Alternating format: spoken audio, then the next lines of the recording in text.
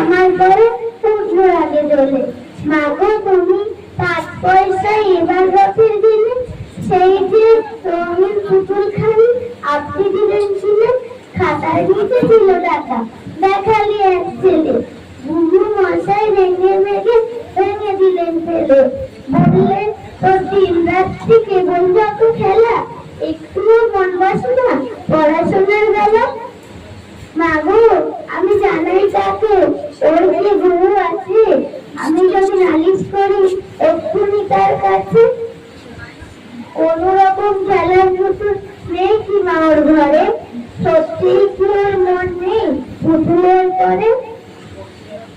সকাল সাথে তাদের নিয়ে করতে গিয়ে খেলা, কোন তলায় করেনি কি কোন রকম মেলা?